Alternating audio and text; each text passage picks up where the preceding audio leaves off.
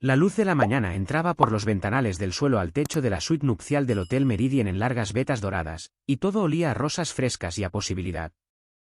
Mi vestido colgaba en la parte trasera de la puerta del armario, un charmeuse de seda color marfil, ajustado a mano 3 veces durante 4 meses, el tipo de vestido que te hace sentir que toda tu vida te ha llevado a este momento exacto. Mi mejor amiga y dama de honor se reía de algo a mis espaldas, y la mujer que me peinaba no dejaba de decir, quédate quieta. Solo quédate quieta. Y recuerdo haber pensado, esto es todo. Esta es la mañana en que todo comienza. Tenía 29 años. Tenía una oficina en la esquina de una empresa de marketing en el centro de Chicago. Tenía una cuenta de ahorros que había estado construyendo desde los 22 años, cuando me gradué sin un céntimo de deuda porque había trabajado en 2 empleos durante la universidad y me negué a pedir prestado lo que no podía devolver. Tenía un apartamento que amaba, un coche que poseía por completo y un plan de 5 años del que iba 18 meses adelantada. También tenía un prometido llamado Marcus, a quien había conocido en un evento de recaudación de fondos en una azotea 3 años antes, y me había enamorado de él de esa manera particular que solo sucede cuando tienes la edad suficiente para saberlo y aún así eliges arriesgarte. Lo que no tenía, sentada en esa suite nupcial a las 7:15 de la mañana, era la menor idea de que las siguientes 4 horas serían las más esclarecedoras de toda mi vida. Marcus y yo habíamos estado juntos durante 31 meses cuando él me propuso matrimonio. No fue una sorpresa. Habíamos hablado de ello como hablo de todo lo importante, es decir, con cuidado, con ambas partes sentadas y café en mano. Discutimos las finanzas. Discutimos los arreglos de vivienda. Discutimos lo que el matrimonio realmente significaba para cada uno de nosotros más allá de la ceremonia. Creí saber con quién me casaba. Creí haber sido minuciosa. No había sido lo suficientemente minuciosa. Su madre, a quien siempre había llamado por su nombre de pila, Diane, por su propia insistencia, había sido perfectamente agradable durante la mayor parte de nuestra relación. Incluso cálida. Tenía una risa que llenaba las habitaciones y una forma de tocarte el brazo cuando te hablaba que se sentía como un abrazo. Su hermana mayor, Renata, era más callada, más observadora. Siempre lo había atribuido a su personalidad. Ahora entiendo que era algo más. La primera vez que sentí un cambio fue en la cena de compromiso, 7 meses antes de la boda. La familia de Marcus nos había llevado a un asador en Naperville, el tipo de lugar con reservados de cuero oscuro y una carta de vinos que ocupaba 6 páginas. Renata me había preguntado, con el tono particular de alguien que hace una pregunta casual que no es casual en absoluto, si planeaba seguir trabajando después de tener hijos. Dije, sí, por supuesto. Ella había sonreído, solo sonreído, y cambió de tema. A veces pensé en esa sonrisa en los meses siguientes, pero siempre me convencí de no darle demasiada importancia. La gente hace preguntas incómodas. No significa nada. Había comprado nuestra casa 14 meses antes de la boda. Era una casa de estilo craftsman de 4 dormitorios en Elmhurst, con un gran patio trasero, suelos de madera originales, una cocina que había sido recientemente renovada con encimeras de cuarzo y un horno doble. El pago inicial fue de $220,000. Yo puse $190,000. Marcus puso $30,000. Hicimos que un abogado redactara un acuerdo de convivencia, algo hacia lo que mi amiga Rachel, que es abogada de bienes raíces, me había empujado con mucha firmeza. El acuerdo especificaba la equidad proporcional. Yo tenía un 86.4% de participación en la propiedad. Marcus tenía el resto. En ese momento, parecía una tecnicalidad, el tipo de documento que archivas y nunca vuelves a mirar porque estás enamorada, sin pensar en lo que sucede si las cosas salen mal. Rachel me había dicho que guardara una copia en un lugar seguro. Guardé 3. La boda estaba programada para las 11 en Blackstone Estate, a 40 minutos del hotel. Mi madre había volado desde Portland. Mi compañera de cuarto de la universidad había conducido desde Minneapolis. 67 personas habían viajado desde lugares tan lejanos como Seattle y tan cercanos como el suburbio siguiente para estar en esa habitación cuando Marcus y yo nos hicimos promesas. La florista había usado 1.200 tallos de ranúnculos blancos. Lo sé porque yo había aprobado la factura. A las 8:40 de la mañana, llamaron a la puerta de la suite nupcial. Era Renata. Entró sin ser invitada adecuadamente, como algunas personas entran en las habitaciones como si ya fueran suyas. Estaba vestida, completamente maquillada, llevando una pequeña bolsa de regalo que dejó en la cómoda sin comentarla. Me miró en el espejo por un momento. Yo todavía estaba en la silla, con el pelo a medio hacer. Y luego miró a mi madre y a mi dama de honor y dijo, amablemente, que esperaba hablar conmigo en privado durante unos minutos. Mi madre comenzó a decir algo. La miré a los ojos y sacudí ligeramente la cabeza. Está bien, dije. Danos unos minutos. Cuando salieron, Renata se sentó en el borde de la tumbona cerca de la ventana y cruzó las manos en su regazo, y la sonrisa que me dio era la misma que la del asador, paciente, como si hubiera estado esperando este momento desde hacía tiempo. Me dijo que quería repasar algo antes de la ceremonia. No para alarmarme, dijo, solo para asegurarnos de que todos estuviéramos de acuerdo. Dijo que en su familia, y se refería a su familia, a la que yo estaba a punto de unirme, había ciertas expectativas sobre cómo funcionaban las cosas. Cómo operaba el hogar. Dijo que su madre siempre había administrado las finanzas de la familia extendida, que era algo que las mujeres de la familia asumían como una especie de confianza sagrada. Usó la palabra sagrada. Dijo que también estaba el asunto de las cenas de los domingos, que eran innegociables y habían sido el pilar de la familia desde que ella y Marcus eran niños. Dijo que estas cenas requerían que las esposas llegaran temprano para ayudar con la preparación y se quedaran hasta tarde para encargarse de la limpieza porque así es como siempre se había hecho. Me quedé muy quieta en esa silla. Ella continuó. Dijo que su madre había estado indispuesta durante el último año, nada grave, pero que necesitaba apoyo adicional, y siempre se había entendido que cuando Marcus se casara, su esposa ayudaría a llevar parte de esa carga. No una carga, dijo. Usó la palabra no una carga específicamente. Solo una contribución a la familia, de la misma manera que todas las otras esposas contribuían. La dejé terminar. Esperé un instante completo después de que dejó de hablar. Luego dije, ¿de qué tareas específicas estamos hablando? Ella parpadeó. No se lo había esperado. Dijo, bueno, la contabilidad del hogar, la coordinación de la compra, estar disponible los días de semana si mamá necesita que la lleven a citas. Dije, ¿está esto escrito en algún sitio? ¿Es esto algo que Marcus y yo discutimos y acordamos antes de hoy? La segunda pregunta fue la que cambió su rostro. Dijo, y quiero ser precisa aquí porque he pensado en esta frase muchas veces desde entonces. Dijo, estas no son cosas que necesiten ser escritas. Así es como funciona la familia. Le agradecí por informarme. Le dije que la vería en la ceremonia. Recogió la bolsa de regalo al salir.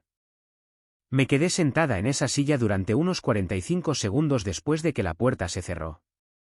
Mi madre entró primero. Me miró a la cara y no dijo nada. Simplemente me puso la mano en el hombro y apretó una vez, lo cual lo fue todo.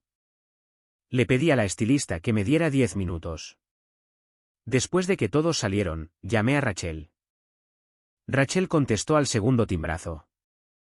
Le conté, en orden, exactamente lo que Renata había dicho. Rachel escuchó sin interrumpir, en lo que es muy buena porque es abogada, y los abogados saben que los hechos importan más que tu reacción ante ellos. Cuando terminé, hubo una pausa. Luego dijo, ¿habéis hablado Marcus y tú de algo de esto? ¿De algo en absoluto? Dije no. Otra pausa. Luego dijo, de acuerdo. Me subo a mi coche. Rachel vivía a 22 minutos del hotel. Luego llamé a Marcus. Contestó de inmediato, confundido porque se supone que los novios no deben hablar con sus novias la mañana de la boda, y él sabía que yo lo sabía. No me molesté en la charla trivial. Le dije que su hermana había venido a verme. Le dije lo que ella había dicho. Le dije que necesitaba saber, ahora mismo, antes de ponerme ese vestido, si él sabía algo de esto y si estaba de acuerdo con ello. Hubo un silencio en el teléfono diferente al silencio de Rachel. El silencio de Rachel era ella recopilando información. El silencio de Marcus era algo que se estaba decidiendo. Él dijo, mi mamá ha estado pasando apuros. Renata probablemente solo estaba tratando de asegurarse de que entendieras a lo que nos estábamos metiendo. ¿Dije nosotros? ¿A qué nos estábamos metiendo? Eso significa que tú lo sabías. Él dijo, Claire, es el día de nuestra boda. Dije, sé qué día es. Necesito que respondas a la pregunta. Dijo que su familia tenía ciertas tradiciones y que él había esperado que, una vez que yo fuera oficialmente parte de la familia, las cosas se acomodarían de forma natural. Dijo que no lo había mencionado porque no quería darle más importancia de la que tenía. Dijo, no son malas personas. Solo necesitan tiempo para adaptarse. Dije, ¿adaptarse a qué, Marcus? Él dijo, a tener que, Marcus. Él dijo, a tenerte cerca.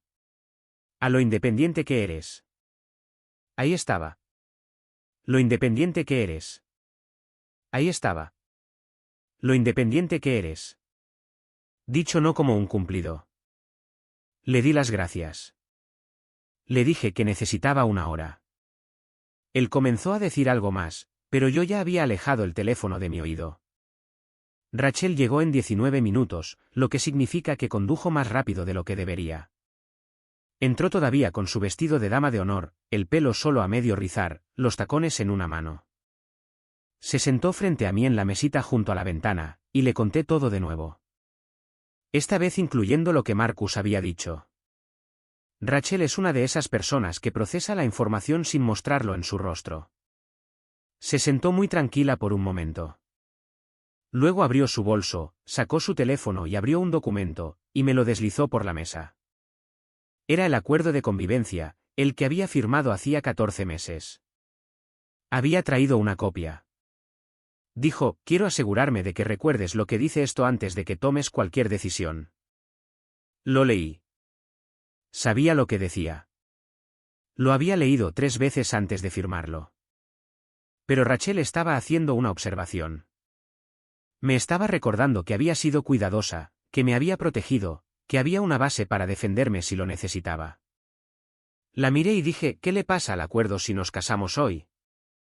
Ella dijo, en Illinois, un acuerdo de convivencia puede ser anulado por el matrimonio, dependiendo de cómo se documente la ceremonia y de si firmas algo hoy. Dije, ¿y si no nos casamos hoy? Rachel me miró durante un largo momento. Luego dijo, entonces el acuerdo se mantiene exactamente como está escrito. Tu patrimonio está protegido. Me quedé pensando en eso por un minuto. Fuera de la ventana, Chicago estaba haciendo lo que Chicago hace en una clara mañana de octubre, que es lucir tan hermoso que casi te convence de que todo va a salir bien. Pensé en el vestido en la puerta del armario. Pensé en 1200 tallos de ranúnculos. Pensé en mi madre volando desde Portland y en mi compañera de cuarto de la universidad conduciendo desde Indianápolis y en 67 personas que habían reorganizado sus fines de semana para estar en una habitación a las 11. Luego pensé en el silencio del lado de Marcus en el teléfono, su forma específica, la forma en que había dicho lo independiente que eres como si fuera un problema que había estado archivando en silencio. Le pedí a Rachel que saliera por 5 minutos más. Llamé a mi madre. Ella volvió a la habitación y le conté, lo más tranquilamente que pude, lo que estaba sucediendo. Mi madre no es una mujer tranquila por naturaleza. Es expresiva y cálida y propensa a las lágrimas con los anuncios de tarjetas de felicitación. Pero cuando importa, se queda muy quieta. Se quedó muy quieta. Escuchó cada palabra. Cuando terminé, dijo, ¿qué necesitas de mí? Le dije lo que necesitaba. Ella salió de la habitación y me quedé sola por primera vez esa mañana. Y pensé en una conversación que Marcus y yo habíamos tenido unos 6 meses después de empezar a salir, tumbados en el suelo de mi apartamento comiendo pad thai para llevar, hablando de lo que cada uno quería del futuro. Él había dicho, y en ese momento me había encantado que lo dijera, que admiraba lo autosuficiente que era. Como no necesitaba que otras personas me dijeran quién era. Había pensado que era lo más romántico que alguien me había dicho jamás. Ahora entiendo que lo que realmente estaba haciendo, 6 meses después, era medir la distancia entre quien yo era y quien su familia esperaba que yo me convirtiera. Me quité los pendientes que llevaba. Los dejé en el tocador. Me miré en el espejo durante mucho tiempo. Luego cogí mi teléfono y llamé a la coordinadora de eventos de Blackstone Stats. Su nombre era Jenny, y fue extraordinariamente profesional en todo. Para las 9:50, mi madre había hablado con las familias. Para las 10:15, los invitados estaban siendo redirigidos al restaurante del hotel para un brunch que Jenny había arreglado de alguna manera en menos de 30 minutos. La mujer merecía un aumento. Para las 10:40, Marcus me había llamado 11 veces y su madre había llamado 4 veces, y Renata había enviado 3 mensajes de texto que comenzaban, en orden: Claire, ¿qué está pasando? Por favor, llámame. Y luego nada más después de eso. Rachel se sentó conmigo en la suite mientras me cambiaba de mi atuendo de preparación para la boda a la ropa con la que había conducido al hotel la noche anterior. No dijo nada innecesario. Me ayudó a reempacar mi bolso. Me entregó un vaso de agua exactamente en el momento en que lo necesitaba. Marcus llegó al hotel a las 11:30. Lo encontré en el vestíbulo, no en la suite, porque quería estar en un lugar con salida. No parecía enfadado. Destrozado era una palabra más precisa. Se sentó frente a mí en una de las sillas del vestíbulo y dijo mi nombre 2 veces antes de que saliera cualquier otra cosa. Dijo que no sabía que Renata iba a ir a la suite esa mañana. Dijo que si lo hubiera sabido, la habría detenido. Dijo que me amaba, que siempre me había amado, que siempre me había amado, que nada de esto tenía que significar lo que yo le estaba haciendo significar. Dije, ¿cuándo ibas a decírmelo? Él dijo, ¿decirte qué? Dije, que tu madre esperaba que yo gestionara sus citas médicas y las finanzas de tu familia y que apareciera cada domingo para cocinar y limpiar. ¿Cuándo iba a ocurrir esa conversación? Él dijo, después de la boda, las cosas se habrían acomodado. Dije, después de la boda, ¿quieres decir después de que el acuerdo de convivencia fuera anulado? Él se detuvo. Lo observé entender que yo sabía exactamente lo que eso significaba. Lo observé tratar de averiguar cuándo y cómo lo había sabido.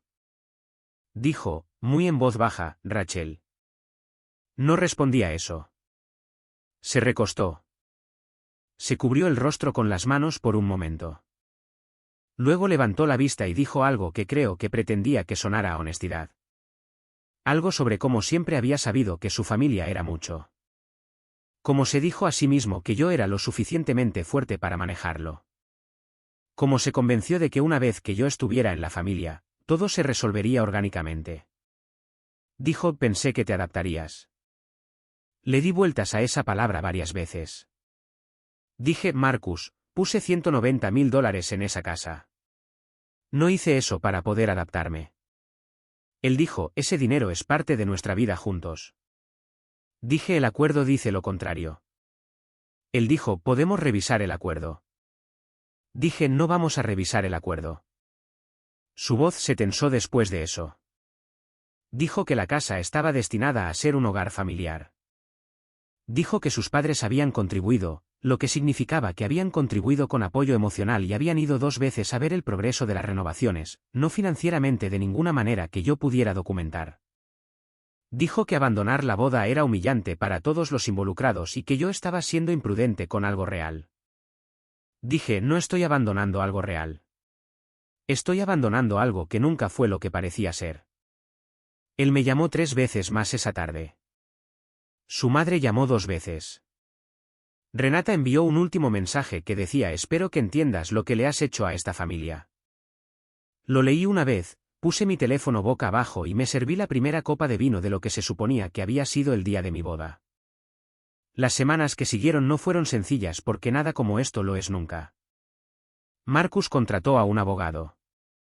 Su abogado envió una carta sugiriendo que, dado que habíamos estado cohabitando en la propiedad y Marcus había contribuido a los pagos de la hipoteca durante los últimos 14 meses, había una base para revisar el acuerdo de equidad. Rachel leyó la carta y me la describió usando una palabra que no puedo repetir aquí, pero su significado era claro.